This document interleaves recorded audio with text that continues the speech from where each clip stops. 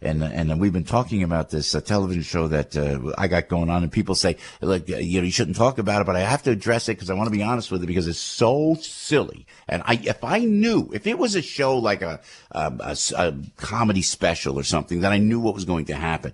If it was a Law and Order, that I always, what a privilege to do that show. When I would do Law and Order, you get your acting chops down. You're with the great Sam Waterston. When I was with Jerry Orbach, how about that? Jerry Orbach, rest his soul. What a great actor Jerry Orbach was. And then when I'm with that great talent, Dennis Farina. Oh, rest Dennis' soul. Remember Dennis Farina, great actors. I had the privilege of being alone. That stuff I could say on the radio proudly. Hey, you got to see this Law and Order episode. You got to see this show that I did. I'm on Fox News. But after tonight, I'm not going to be asked to do anything. So anymore after this ABC show, because I committed to this reality show, my own fault. And I thought it would just be fun and silly, but it turned out to high drama. They took that road. The road that we feared they would take, they took at ABC. And I know ABC's listening. And I tell you what, they could not have been nicer, but we just wish we went back in. We said, could you make it nice? Oh, Joe, it's Disney. How bad can it be? Well, they kind of went to the wall with it, and it's going to be ridiculous, explosive drama television. And like Al said, the ratings will probably be up, but at what cost?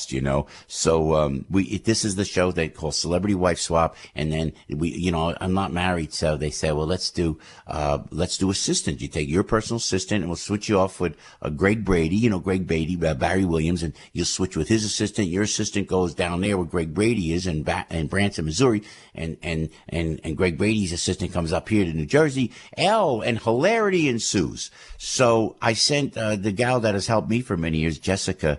And Jessica's always been a big help to me through some really tough situations. And I'll tell you what, you think it's bad. I don't talk about most of the crazy in my life because a lot of it has to do with my children, and I don't want to disrespect anybody associated with my children.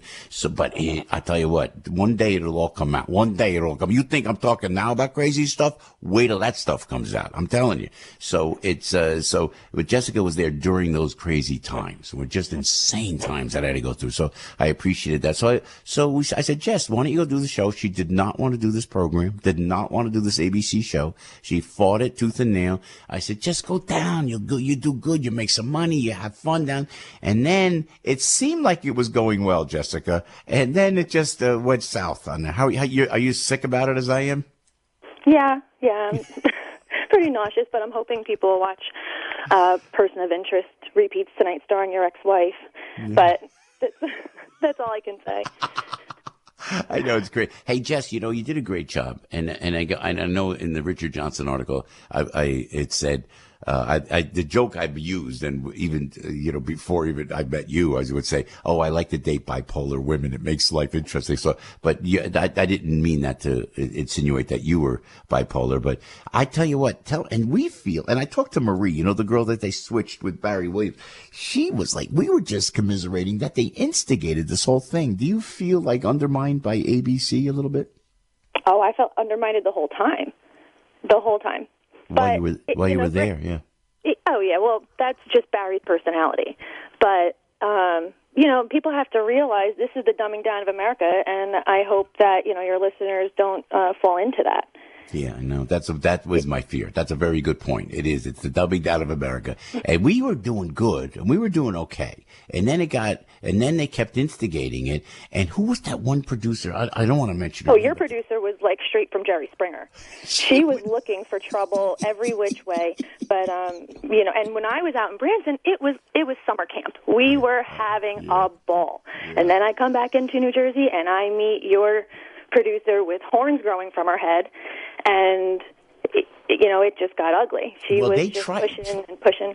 Yeah, for our listeners, it's fun to look at the drama. And believe me, we have much more important things, in our lives and that are affecting our lives, on all the news that we deal with every day. But I feel like I have to just kind of approach this and explain to it, because I just feel it's so bizarre, because everything was great, and then they start playing. You could feel them playing you against each other. And I was texting Jessica, don't tell Jessica anything. They would tell me that. Did they tell you not to be in contact with me as well?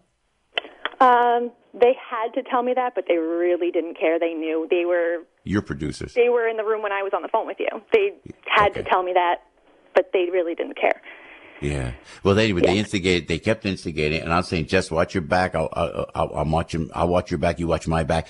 And then, sure enough, when we came, it got a little crazy. And I know that I played it up. I mean, I remember because the producers off camera wanted to make it all dramatic, and we played it up to a certain degree. But you got. I mean, I guess they just took you to the wall, Jess, right? And I just feel they did, and it's all planned out. And you know from working in live TV on SNL that even that's planned out. Every sketch is just produced off camera, and then you go on and perform it. Well, here we go, blindfolded into a situation that producers have manipulated and planned for us to walk into. And what people don't realize too is that we spent 6 days shooting this. And they're only going to show 21 minutes of each side. So they take all that footage and turn it around the way they want to. Yeah. And then what makes good for TV. And they did, didn't they? Didn't they do that? Oh, my God. Well, I just wanted to put you on the phone because I wanted to say, look, I love you. You're great. Thanks for all your help. And no, really. And we've had such fun, Jess. You and I have had it's been a wild ride. And again, I don't. You know what we've been through, and you know what I've been through. So whatever the folks see on TV, we know it just is, we played along with it. And it is what it is, but, don't stress about it. It'll go away. I'm not stressed. I just don't want the viewers to be, lied to. And I know that part of it is that Barry gets upset with me for being late and forgetting equipment. Well, that's another production glitch. Yeah, that was all manufactured, Right? That was all. Yeah, they held me in the lobby. They held me on the backstage, and then they waited. My call time wasn't until noon, and Barry's sitting there waiting, and none of us knew. We knew. I didn't get to tell Barry that until after the roundtable. Actually, that's what really happened, and he was not surprised. But that's how they're going to play it on camera. I failed him as an assistant. Oh my goodness gracious! But you know what? At the end of the day, who really cares, right? It's just that I don't want anybody to think we're all not crazy. But hey, we're all laughing to the bank, especially your ex-wife, and that's how the story goes. And hopefully it dies down by tomorrow morning. Yeah, well, we'll see. Jessica, thanks, babe. I love you. I'll talk to you a little bit, okay? And don't fret. Don't fret. Have a good show. Okay, thanks, baby. 8:17 with Piscopo in the morning.